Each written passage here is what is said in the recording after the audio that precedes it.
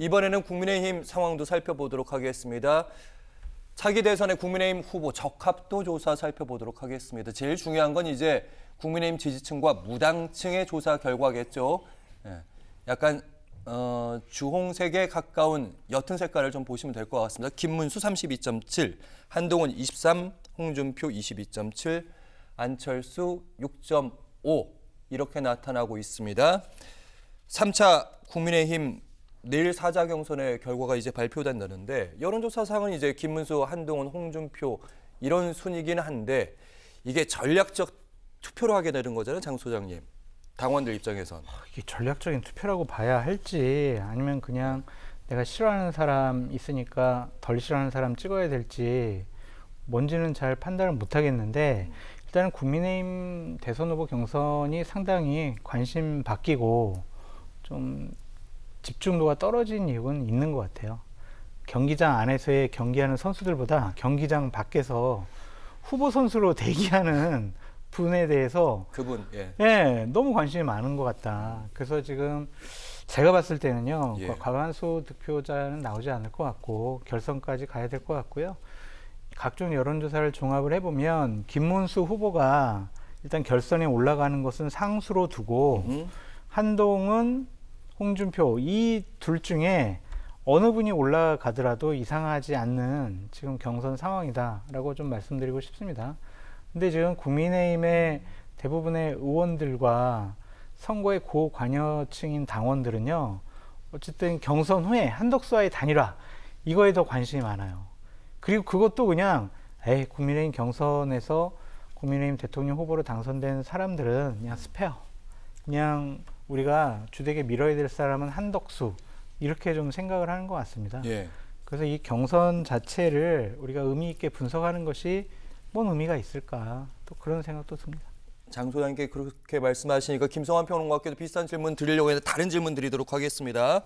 어쨌든 한덕수 대행이라는 최종 관문을 국민의힘 후보는 이제 넘어야 되게 되는데 벌써 단일화 방식 콘클라베로 하도록 하겠다, 원샷 경선 하도록 하겠다, 벌써 방식까지 나와요, 얘기가.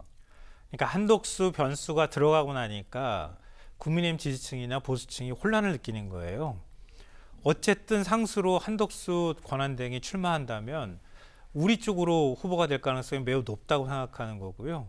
그러면 한 권한대행하고 단일화하기에 제일 좋은 후보가 누굴까? 고르는 기준이 달라진다는 거예요. 우리 후보들 가운데 누가 제일 괜찮은 사람이 아니냐, 괜찮은 사람인가 이걸 고르는 게 아니라 한 권한대행하고 단일화할 사람을 고르는 작업을 할 거다. 누가 케미가 제일 좋은가? 그러니까 어찌 보면 거꾸로 생각하면 한 권한대행이 이른바 윤석열 전 대통령 측의 뭔가 기획에 따라서 출마하는 것이다라고 하는 의심이 그동안에 있었단 말이에요. 그런데 최근에 여론조사 지금 추이 보면 지금 오늘 ARS 조사는 이렇지만 전화 면접 조사 지난주부터 쭉 나온 거 보면요. 한동훈 후보가 상당수 약진하고 있는 것으로 보인단 말이에요. 그러면 김문수하고 홍준표 후보 윤석열 대통령 마음에 흡족할까요? 제가 볼 때는 아닌 것 같아요. 왜냐하면 홍준표 후보의 경우에는 윤석열 대통령에 대해서 계엄 선포에 대해서도 어중간하게 얘기를 해왔단 말이에요.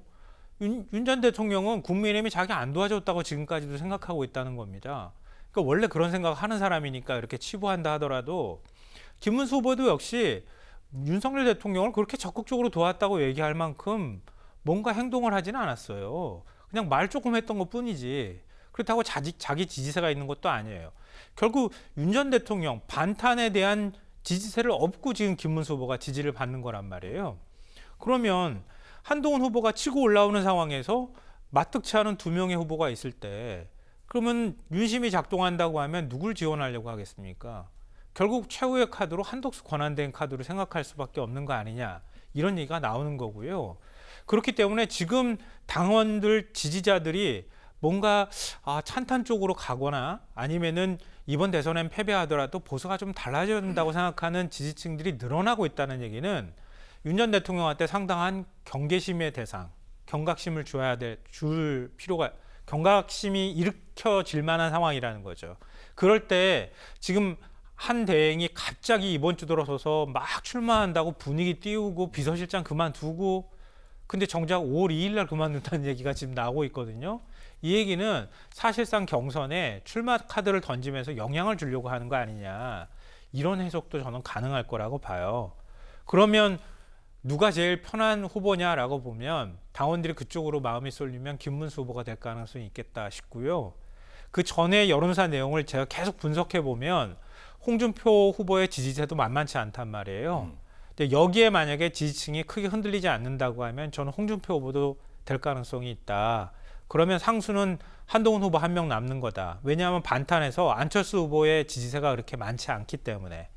그러니까 당원이나 아니면 국민의힘 지지층이 뭔가 생각이 달라진다고 하면 한동훈 후보와 말씀하셨던 것처럼 김문수나 홍준표 후보 중에 한 명이 올라갈 가능성이 있겠구나 이렇게 생각합니다.